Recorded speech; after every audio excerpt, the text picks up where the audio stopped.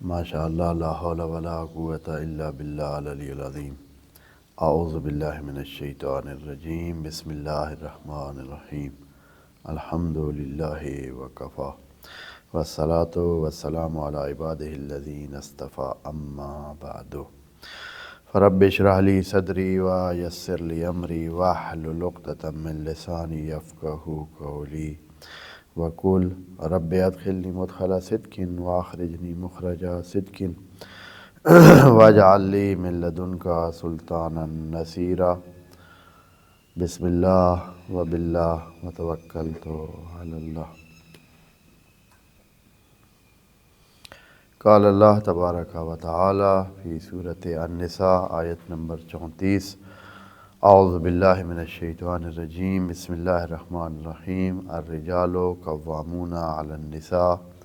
بما فضل اللہ بعضهم علی بعض وبما انفقوا من اموالہم فالصالحات قانتات حافظات للغیب بما حفظ اللہ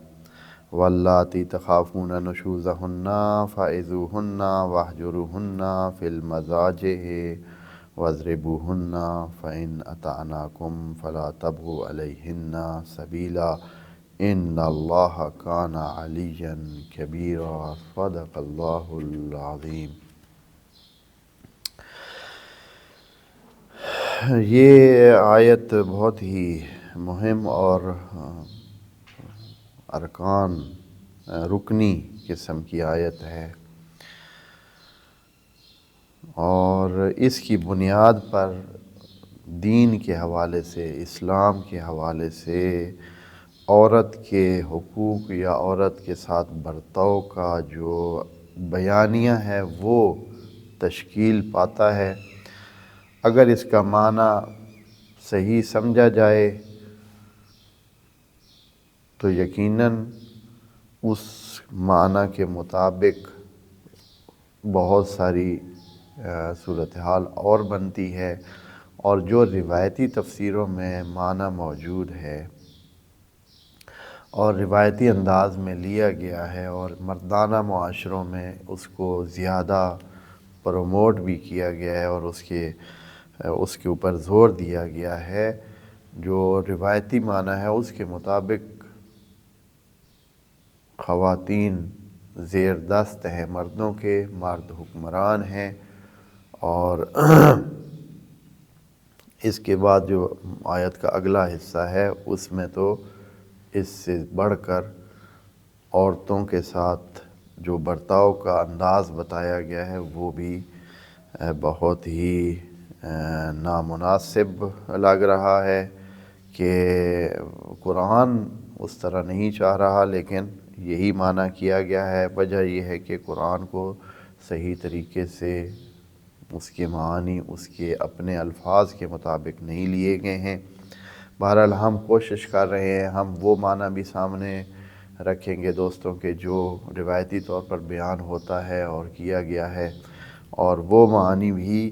جو کہ ہم قرآن کے مطابق اور قرآن کے استعمالات کے مطابق، جو قرآن نے خود بہت ساری جگہ پہ وہ معنی لیا ہوتا ہے، وہ دیکھ کر ہم انشاءاللہ معنی اور دوسرے دلائل بھی ذکر کریں گے۔ بہرحال ترجمہ یہ ہے کہ الرجال قوامون علی النساء، روایتی ترجمہ جو ہے وہ یہ ہے کہ مرد جو ہے وہ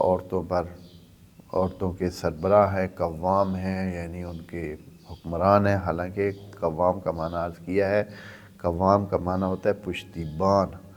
قوام کا معنی ہوتا ہے نگہبان، قوام کا معنی ہے نگران، دھیان کرنے والا۔ تو رجال جو ہے وہ عورتوں کے دھیان کرنے والے ہیں، جو ہم نے معنی کیا۔ وجہ جو ہے اس کی دو وجوہات ذکر کی ہیں۔ اگر یہ دو شرطیں موجود نہ ہوں، یہ دو وجوہات موجود نہ ہوں تو یہ جو قوامیت ہے یہ بھی حاصل نہیں ہے، اور وہ شرطیں یہ ہیں، نمبر ایک یہ ہے کہ ان کے پاس وہ جو خدا کی طرف سے دی ہوئی مردوں کو فضیلت ہے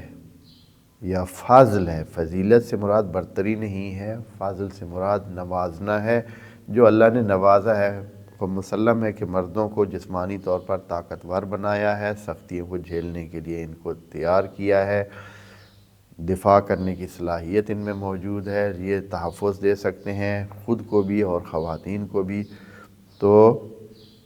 اس لیے خدا کریم نے کہا ہے کہ ان کے ذمے ہے کہ پشتیبان رہیں، خواتین کے نگران رہیں، ان کے نگہبان رہیں۔ تو اس کے مقابلے میں خدا کریم نے اگلے جملے میں یہ فرمایا تھا کہ فالصالحات قانتات، پس عورتوں کو بھی چاہیے جو صالحات ہیں، عرض کیا تھا صالحہ کے معنی میں صالحات کے حوالے سے کہ صالحات قرآن کریم نے اس کو صرف اس ایک جگہ مصلح کے معنی مصلحات کے معنی میں استعمال کیا، یعنی اس میں فاعل کے معنی میں استعمال کیا ہے، نہیں تو پورے قرآن میں صالحات نیکیوں کے معنی میں استعمال کیا ہے، نیکیوں کے معنی میں۔ اور یہاں صالحات کا لفظ، نیکیوں کا لفظ عورتوں کے لیے استعمال کر کے خدا کریم نے بتایا ہے کہ یہ بہت بڑی نیکی ہے، بہت بڑی نیکی ہے اگر خواتین مردوں کے ساتھ کیا کرتی ہیں، کوآرڈینیٹ کرتی ہیں، تعاون کرتی ہیں۔ یہ قانتاتن یعنی جو تعاون کرتی ہیں، یعنی جو فل انداز میں جیسے جیسے ضرورت ہے اور جیسے جیسے کوئی مسائل طے کیے گئے ہیں کہ یہ ہونا چاہیے تو عورتیں اس کے ساتھ تعاون کریں، تو اس کا مطلب یہ ہے کہ یہ قانتات ہیں۔ فالصالحات قانتات، پس صالحات وہ بن سکیں گی جو قانتات ہوں گی، یعنی پورا پورا تعاون کرنے والی، صرف اطاعت نہیں، پورا تعاون کرنے والے۔ جیسے کہ قرآن میں قانتات کا لفظ یا قانتون یا قانتین یا قانتن، یہ سما معنی اور اکنتی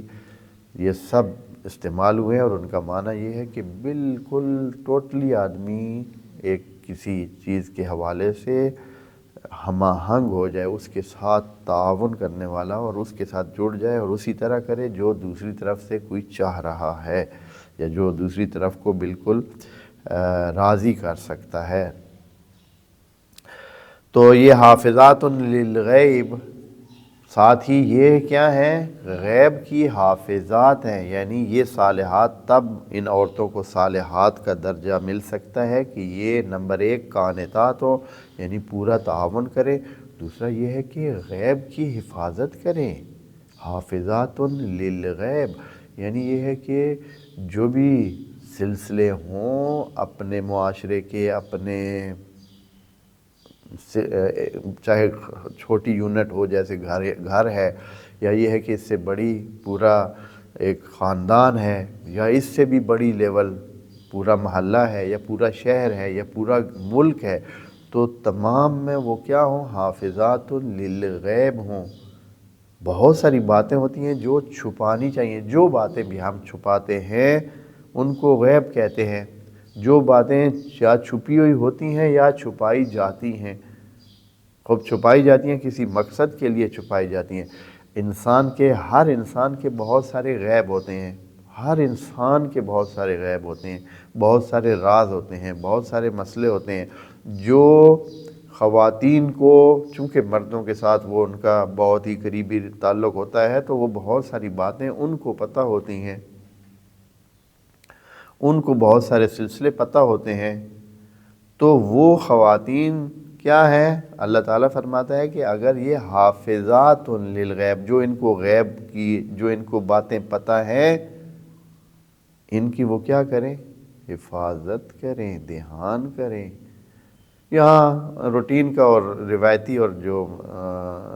عام ترجمہ ہے وہ یہ ہے کہ شوہر کی عدم موجودگی میں اس کا دھیان کریں، یعنی شوہر جب گھر میں نہیں ہوتا ہے تو اس کے گھر کا خیال کریں، اس کے بچوں کا خیال کریں، اس کی چیزوں کا خیال کریں، یا یہ ہے کہ جو شوہر کے راز ہیں ان کا دھیان کریں، یہ معنی کیا ہے۔ جبکہ اس کا معنی ذرا اس سے وسیع تر ہے، چونکہ غیب کے لیے کوئی اگر متعلق یا اس کا جو منسوب الیہ ہے وہ ذکر نہیں ہوا ہے، یعنی کون سا غیب، کس چیز کا غیب، کس بارے میں غیب، کون سی بات جو چھپی ہوئی ہے، جو واضح نہیں ہے، جو سامنے نہیں ہے، کس بات کا، کس چیز کی بات کریں، للغیب، غیب کا صرف کہا گیا ہے۔ تو یہ بہت وسیع تر اس میں دیکھنا چاہیے، چونکہ بات اوپر سے الرجال قوامون علی النساء، یعنی مردوں کو نگہبانی اور پشتیبانی کا درجہ حاصل ہے، صرف ایک گھر میں نہیں، پورے معاشرے میں، پورے ایک جو سماج کا ڈھانچہ ہوتا ہے اس میں، پورے میں جو ہے وہ حاصل ہے۔ تو ہر سطح پر یہ غیب بھی ہو سکتے ہیں اور ہر سطح پر عورتوں کی دخالت بھی ہوتی ہے، تو عورتوں کو ان غیبوں کا دھیان کرنا چاہیے۔ اور یہ خصوصی طور پر عورتوں کے بارے میں اس لیے بھی شاید کہا ہو،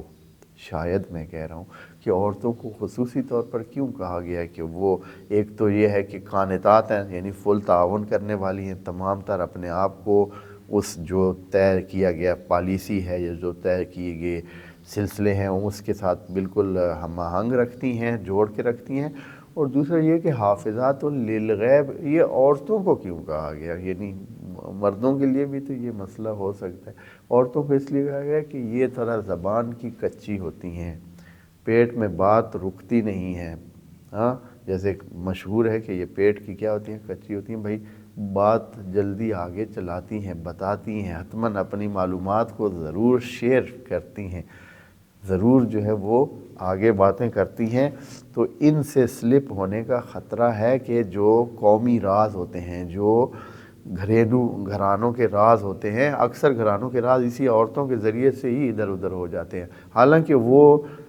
یعنی جان بوجھ کر نہیں کرتی ہیں کہ وہ کسی نقصان پہنچانے کے لیے نہیں، بس اس کے اندر وہ رک نہیں ہے۔ اب صبح سے وہ بندہ ڈھونڈ رہی ہے کہ کک کو ملے کہ وہ بتائے کہ اس کے پاس کیا ہے، اس کے یہ مسئلہ نیا ہوا ہے ادھر۔ ہاں، صبح سے اس کے پیٹ میں جو ہے کب سے تکلیف ہے، مشکل میں پڑی ہوئی ہے کہ کوئی بندی ملے، اس کے ساتھ اس کا واسطہ پڑے اور وہ اپنی جو بات اس کے اندر موجود ہے اس کو جلدی سے جلدی کیا کرے، آگے تک شفٹ کرے۔ تو یہ چونکہ ان خواتین میں یہ چیز ہوتی ہے تو خدا کریم نے خصوصی طور پر کہا کہ صالحات وہ خواتین ہیں جو کیا کرتی ہیں، حافظات للغیب بما حافظ اللہ۔ اور وہ کون سا غیب جو ہے، بما حافظ اللہ، جس کو اللہ نے حفاظت دی ہے، یعنی وہ جو مردوں کے لیے اللہ تعالیٰ نے ایک خاص قسم کے پشتیبانی اور نگہبانی کا فضل دیا ہے، تو اب یہ بھی اس کے مطابق ان تمام غیبوں کو دھیان کریں گی جس سے یہ سلسلہ اسی طرح قائم رہے اور اسی طرح جو ان کو نگہبانی کرنی ہے اور دھیان کرنا ہے وہ کر سکیں، اور اس میں کسی قسم کا نقصان ہونے والا کوئی ایسا راز فاش نہ ہو جو نقصان کر جائے۔ تو یہ بھی خواتین کے ذمے ہے کہ وہ چونکہ معاشرے کا حصہ ہیں تو وہ دھیان کریں۔ اچھا، یہ یہاں تک بات ہوگی، یہ ایک پہلا حصہ ہے۔ اب اس کے بعد ایک حصہ آتا ہے جس میں جب مردوں کو پشتیبانی، نگرانی اور نگہبانی کا ذمہ دار ٹھہرایا گیا ہے تو اب جو ہے تنازع کہاں پیدا ہوتا ہے؟ یعنی عورتوں کے ساتھ باقی جگہ پہ تو تنازع نہیں ہوتا ہے، عورتوں کے ساتھ مردوں کا واسطہ 3 جگہوں پہ ہوتا ہے، 3 سلسلے ہیں جہاں عورتوں کا اور مردوں کا کیا ہے، آپس میں واسطہ ہوتا ہے۔ نمبر 1 یہ ہے کہ مرد کے لیے ماں ایک ہوتی ہے، پہلا جس کے ساتھ انسان کا واسطہ پڑتا ہے مرد کا۔ مرد کا یا بچے کا اپنی ماں کے ساتھ تنازع نہیں ہوتا ہے، نہیں ہوتا ہے تنازع۔ ایک ماں کی طرف سے محبت کا رشتہ ہوتا ہے، بچے کی طرف سے بھی متقابل جو ہے وہ محبت کا سلسلہ ہوتا ہے۔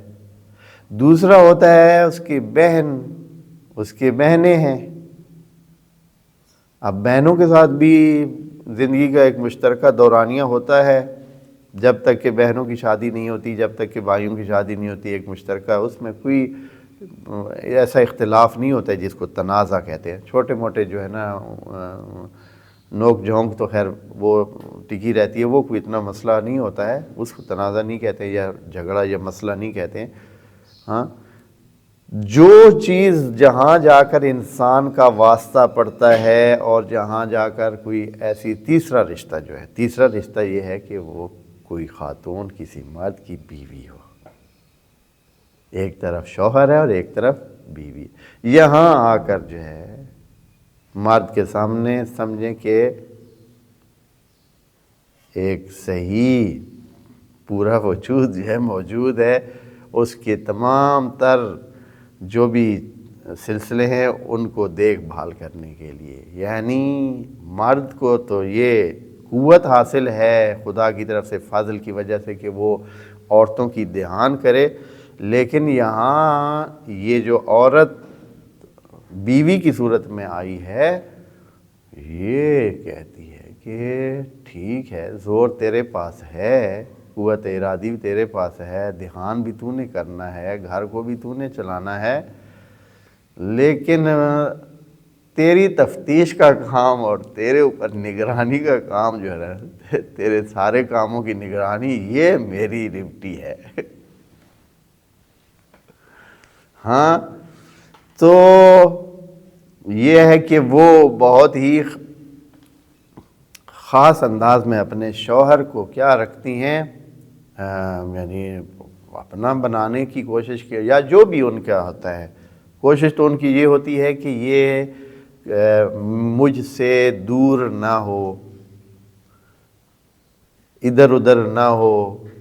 فوکس اس کا میرے اوپر ہی ہو۔ اصل میں جو خواتین کی نیچر ہوتی ہے وہ یہ ہوتی ہے کہ وہ اٹریکٹ کرنا چاہتی ہیں، وہ بالکل اپنا بنا کر رکھنا چاہتی ہیں،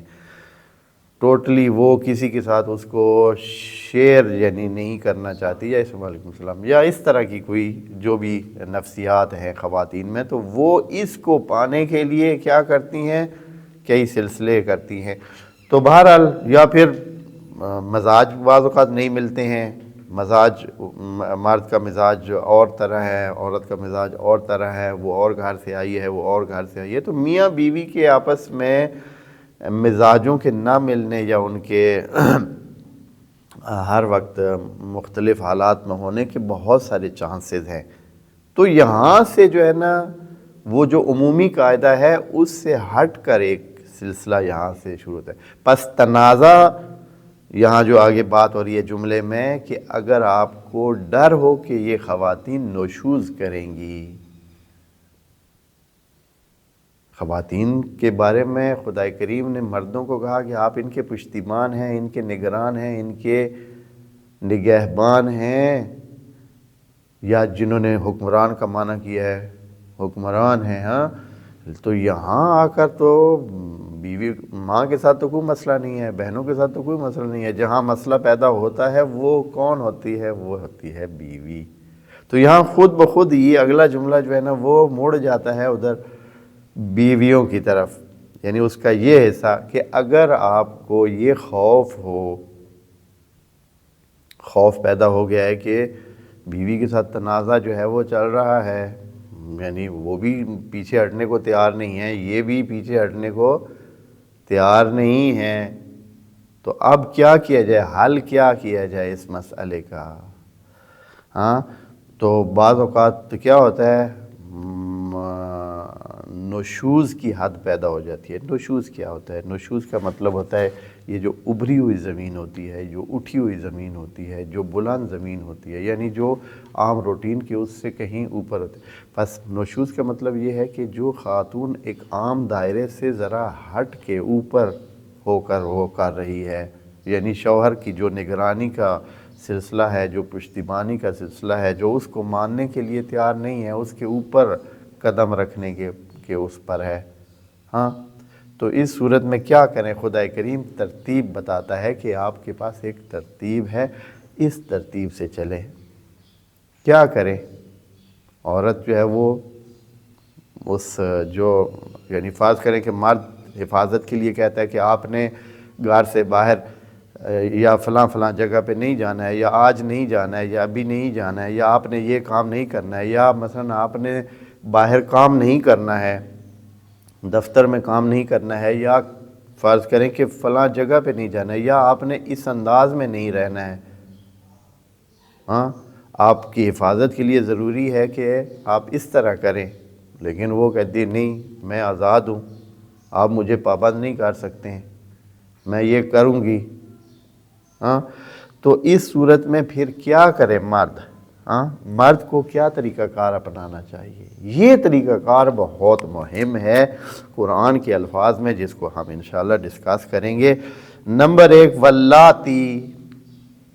اور وہ جو، پس صالحات تو وہ ہیں جو قانتات ہیں، وہ تو تعاون کرتی ہیں، جیسے کہ ان کے نگہبان مرد طے کرتے ہیں، وہ ان کے ساتھ چلتی ہیں اور کوئی مسئلہ پیش نہیں آتا ہے، نہ ہی وہ کوئی ان کے راز اور رموز اور اسرار جو ہے وہ لیک کرتی ہیں، باہر بتاتی ہیں کسی کو، اور نہ ہی وہ ان کے ساتھ غیر معاونانہ رویہ رکھتے ہیں، بالکل ٹھیک ٹھاک ہیں، وہ تو ہو گئی صالحات۔ اب اس کے مقابلے میں ایسی واللاتی، وہ خواتین تخافون نشوزہن، جن کے نشوز کا خطرہ ہے۔ ابھی یہ تخافون میں ایک تھوڑا سا دھیان کرنے والی بات ہے، یعنی وہ ابھی نشوز کی لیول پر پہنچی نہیں ہے۔ جہاں جہاں قرآن میں تخافون اور خوف کا لفظ استعمال ہوا ہے وہاں مطلب یہ ہے کہ ابھی یہ چیز واقع نہیں ہوئی ہے، لیکن عین ممکن ہے کہ یہ واقع ہو جائے گی، یہ ممکن ہے کہ واقع ہو جائے، ابھی ہوئی نہیں ہے، یعنی ابھی وہ بالکل ہی باغی نہیں ہوئی ہیں، بالکل باغی نہیں ہوئی ہیں۔ بات دھیان کرنے کی ہے، ابھی ذرا دھیان کریے گا، یہ بات اس لیے تخافون پر زور دے رہا ہوں کہ آگے کا مطلب بہت مہم ہے۔ تخافون، ابھی انہوں نے نشوز کیا نہیں ہے، جن کے نشوز کا خطرہ ہے، یہ تخافون کا مطلب خطرہ ہوتا ہے۔ قرآن کی دوسری جگہ جہاں جہاں تخافون کا، جیسے ابھی اسی صورت کے اوائل میں ہم پڑھ چکے ہیں کہ وَإِنْ خِفْتُمْ أَلَّا تُقْسِطُوا بَيْنَ فِي الْيَتَامَى أَلَّا تُقْسِطُوا فِي الْيَتَامَى، وہ جو ہے کہ اگر آپ کو یہ ڈر پیدا ہو جائے کہ آپ یتامہ میں جو ہے وہ صحیح کس طرح ان کا حق ادا نہیں کر سکیں گے، یا یہ ہے کہ وَإِنْ خِفْتُمْ أَلَّا تَعْدِلُوا، اگر آپ کو خوف ہو کہ آپ عدل نہیں کر سکیں گے، تو یہ خفتم یا تخافون کا مطلب ہے کہ ابھی وہ چیز واقع نہیں ہوئی ہے، لیکن عین ممکن ہے کہ ہو جائے، اب قریب ہے کہ ہو جائے۔ تو اگر یہ صورتحال ہو تو خدا کریم علاج بتاتا ہے، پس ابھی ان کا نشوز ہوا نہیں ہے۔ دھیان رکھیں، یہ بات اس لیے مہم ہے کہ آگے جو اس کے علاج بتائے ہوئے ہیں ان کا بھی دھیان رکھنا ہے۔ اگر آپ کو خوف ہے کہ یہ نشوز کر جائیں گی، اگر ہوتا نا کہ آپ کو اگر ان کے نشوز کا سامنا ہے تو پھر آپ یہ علاج کریں، اس کا معنی اور ہوتا کہ ایک خاتون باغی ہو چکی ہے، نشوز کر چکی ہے، شوہر کے خلاف، وہ شوہر کی کوئی بات مانتی ہی نہیں ہے، وہ شوہر کی بات کو یا شوہر کے کاموں کو اپنے جوتے کی نوک پہ رکھتی ہے، جیسے کہتے ہیں، ہاں، کسی طرح کوئی اس کو اہمیت ہی نہیں دیتی ہے۔ یہ نہیں، یہ اس صورت کی بات ہو رہی ہے جب ابھی خوف ہے، یعنی آپ کو لگ رہا ہے کہ آثار ہیں کہ یہ خاتون کیا ہے، یہ نشوز کر جائے گی، یہ باغی ہو جائے گی، تو کیا کرو پھر؟ فَعِذُوهُنَّ، بس ان کو وعظ کریں، یعنی سمجھائیں، نصیحت کریں، مختلف، اور وعظ ہوتا ہے کہ جب وعظ اس جگہ کو کہتے ہیں، اس سمجھانے کو کہتے ہیں جس میں آپ کے اندر دوسرے جس کو آپ سمجھا رہے ہیں اس کے لیے محبت موجود ہے، اس کے لیے اس کو آپ چاہتے ہیں کہ اس کا بھلا ہو، یعنی بھلائی کا نظریہ رکھ کر جب کوئی بات کی جاتی ہے تو اس کو کہتے ہیں وعظ۔ بھلائی کا نظریہ رکھ کر بہت پیار و محبت سے جب سمجھایا جائے تو یہ ہوتا ہے وعظ۔ ہاں، پہلا درجہ یہ ہے کہ وعظ کے ذریعے ان کو سمجھائیں کہ آپ یہ کام اس طرح نہ کریں، خرابی ہو جائے گی۔ دوسرا جو ہے وَاہْجُرُوهُنَّ، اچھا یہاں ہے تو واو کے ساتھ عطف، یعنی یہ بھی کرے، یہ بھی کرے، یہ بھی کرے، لیکن مفسرین نے اپنی طرف سے اس میں یہ ڈال دیا ہے کہ کیا کریں، پہلے واعظ کریں، پھر اگلا درجہ دوسرا ہے وَاہْجُرُوهُنَّ فِي الْمَضَاجِعِ، دوسرا یہ ہے کہ عورتوں کو اپنے سے جدا کر لے۔ عورت میں خواتین میں اللہ تعالیٰ نے ایک چیز رکھی ہے کہ اس کو ہمراہی کی ضرورت ہوتی ہے، یعنی یہ کہ وہ احساس کرے کہ اس کے ساتھ تحفظ موجود ہے، اس کا شوہر موجود ہے، اس کا دھیان کرنے والا موجود ہے، اور اس کے لیے یہ ہے کہ مزاجے یعنی ایک بستر ہونا چاہیے میاں بیوی کا۔ مضجع کہتے ہیں آرام کرنے کی جگہ کو، جس جگہ آرام بندہ کرتا ہے اس کو کہتے ہیں مضجع۔ تو مزاجے کو تو خدا کریم فرماتا ہے پہلے سمجھائیں،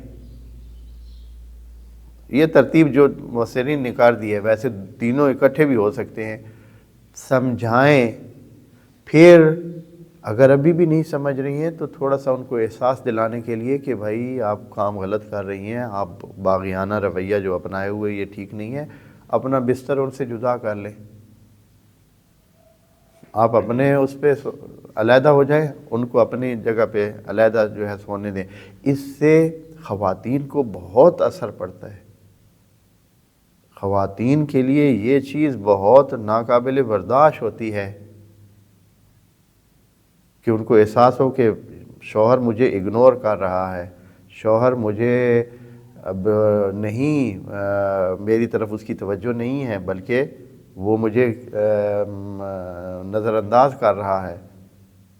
تو یہ رویہ کہ اپنا بستر جدا کر لینا، یہ ان کے لیے جو اکٹھا ہے مثلا جن کا بستر ہے اور ان کا وہ علیحدہ کر لینا، یہ بہت بڑی سزا ہوتی ہے،